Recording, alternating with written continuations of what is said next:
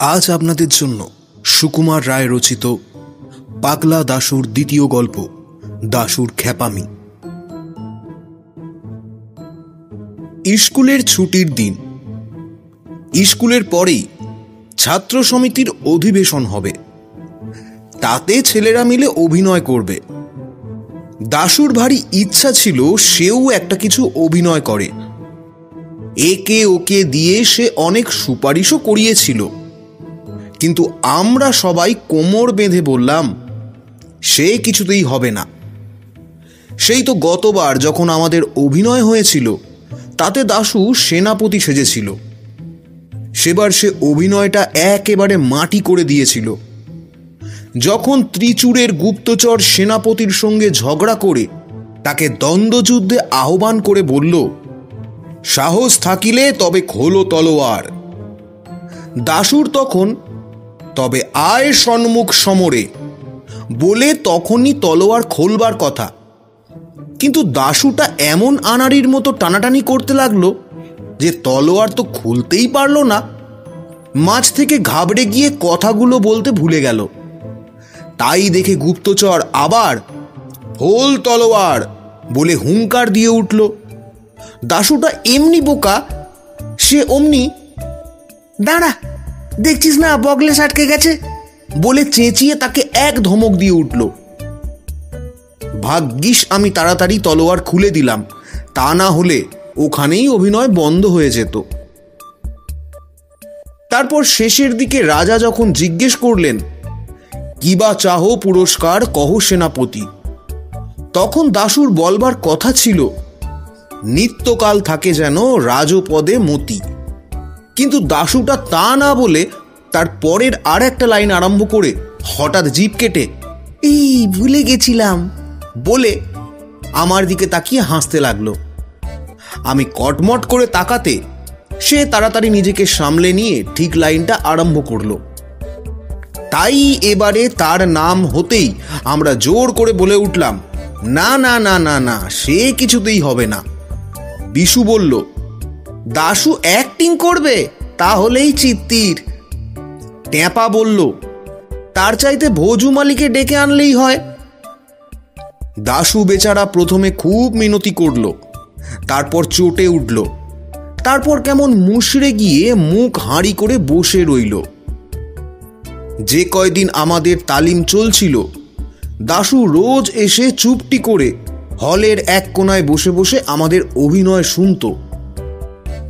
ছুটির কয়েকদিন আগে থেকে দেখি ফোর্থ ক্লাসের ছোট গনসার সঙ্গে দাশুর ভারী ভাব হয়ে গেছে। গনসা ছেলে মানুষ, কিন্তু সে চমৎকার আবৃত্তি করতে পারে, তাই তাকে দেবদূতের পার্ট দেওয়া হয়েছে। দাশু রোজ তাকে নানা রকম খাবার এনে খাওয়ায়, রঙিন পেন্সিল আর ছবির বই এনে দেয়, আর বলে যে ছুটির দিন তাকে একটা ফুটবল কিনে দেবে। হঠাৎ এই গনসার উপর দাশুর এতখানি টান হবার কোনো কারণ আমরা বুঝতে পারলাম না। কেবল দেখতে পেলাম গনসাটা খেলনা আর খাবার পেয়ে দাশুর একজন পরম ভক্ত হয়ে উঠতে লাগলো। ছুটির দিনে আমরা যখন অভিনয়ের জন্য প্রস্তুত হচ্ছি তখন আসল ব্যাপারটা বুঝতে পারা গেল। আড়াইটে বাজতে না বাজতেই দেখা গেল দাশু ভায়া সাজঘরে ঢুকে পোশাক পরতে আরম্ভ করেছে। আমরা জিজ্ঞাসা করলাম, কি রে তুই এখানে কি করছিস? দাশু বলল, বা পোশাক পরবো না। আমি বললাম, পোশাক পরবি কি রে, তুই তো আর অ্যাক্টিং করবি না। দাশু বলল, বাহ, খুব তো খবর রাখো, আজকে দেবদূত সাজবে কে জানো? শুনে হঠাৎ আমাদের মনে কেমন একটা খটকা লাগলো। আমি বললাম, কেন, গনসার কি হলো? দাশু বলল, কি হয়েছে তা গনসাকেই জিজ্ঞেস করলে পারো। তখন চেয়ে দেখি সবাই এসেছে, কেবল গনসাই আসেনি। অমনি রামপদ, বিশু আর আমি ছুটে বেরোলাম গনসার খোঁজে। সারা স্কুল খুঁজে শেষটায় টিফিন ঘরের পিছনে হতভাগাকে খুঁজে পাওয়া গেল। সে আমাদের দেখেই পালাবার চেষ্টা করেছিল, কিন্তু আমরা তাকে চটপট গ্রেপ্তার করে টেনে নিয়ে চললাম। গনসার সে কি কান্না! চেঁচিয়ে চেঁচিয়ে বলতে লাগলো, না, আমি কখনো শুটিং করব না, তাহলে দাশুদা আমায় ফুটবল কিনে দেবে না। আমরা তবু তাকে হেঁচড়ে টেনে নিয়ে যাচ্ছি। এমন সময় অঙ্কের মাস্টার হরিপদবাবু সেখানে এসে উপস্থিত। তিনি আমাদের দেখেই ভয়ঙ্কর চোখ লাল করে ধমক দিয়ে উঠলেন। বললেন, 3-3টে ধাড়ি ছেলে মিলে ওই কচি ছেলেটার পিছনে লেগেছিস, তোদের লজ্জাও করে না? বলেই আমাকে, বিশুকে একটি করে চড় এবং রামপদর কান মলে দিয়ে হনন করে চলে গেলেন। এই সুযোগে হাতছাড়া হয়ে গণেশচন্দ্র আবার চম্পট দিল। আমরাও অপমানটা হজম করে ফিরে এলাম। এসে দেখি দাশুর সঙ্গে রাখালের মহা ঝগড়া লেগে গেছে।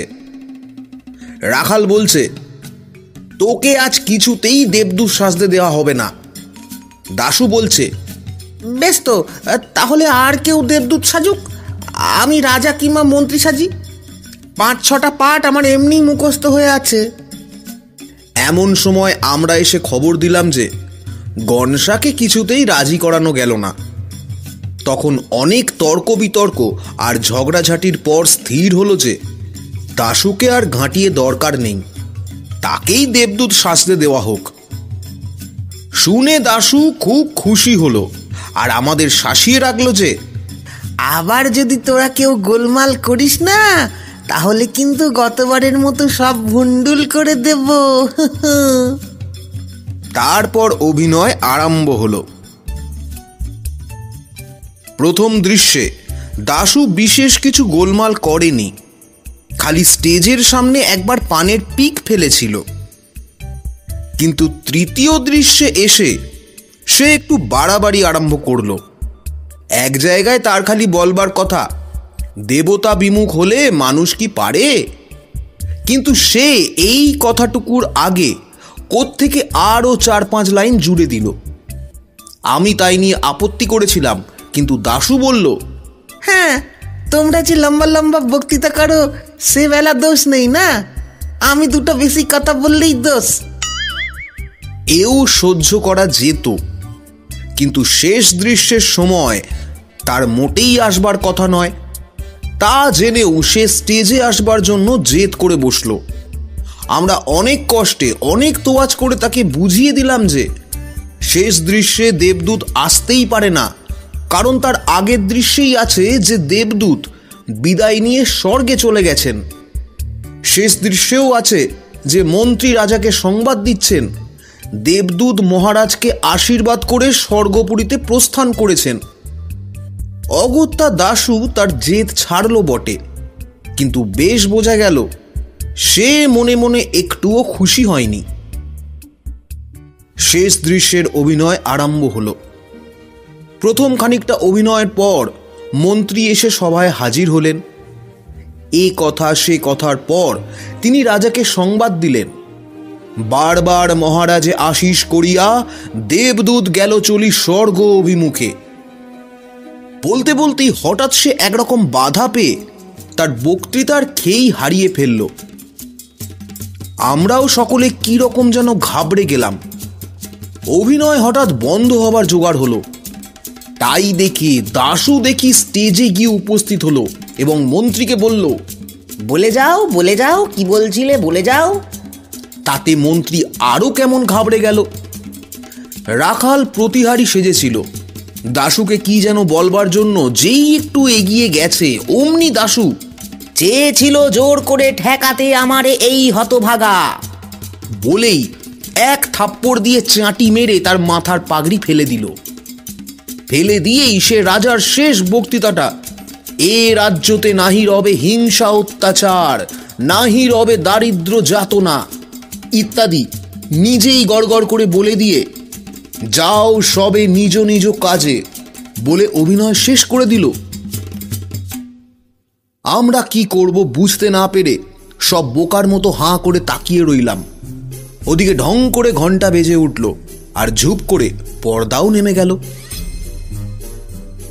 আমরা সব রেগে মেগে লাল হয়ে দাশুকে তেড়ে ধরে মারতে গেলাম।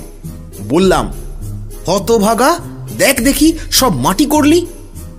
অর্ধেক কথাই বলা হলো না। দাশু বলল, বারে, তোমরা কেউ কিছু বলছো না দেখেই তো আমি তাড়াতাড়ি যা মনে ছিল সেইগুলো বলে দিলাম, তা না হলে তো আরো সব মাটি হয়ে যেত। আমি বললাম, তুই কেন মাঝখানে এসে গোল বাঁধিয়ে দিলি? তাই তো সব গুলিয়ে গেল। দাশু বলল, রাখাল কেন বলেছিল যে আমায় জোর করে আটকিয়ে রাখবে? তাছাড়া তোমরা কেন আমায় গোড়া থেকে নিতে চাচ্ছিলে না আর ঠাট্টা করছিলে? আর রামপদ কেন বারবার আমার দিকে কটমট করে তাকাচ্ছিল? রামপদ বলল, ওরে, ওকে ধরে 2-4 ঘা লাগিয়ে দে। দাশু বলল, লাগাও না, দেখবে আমি এখনই চেঁচিয়ে সকলকে হাজির করি কিনা। আমাদের যাত্রা মাথায় উঠে গেল।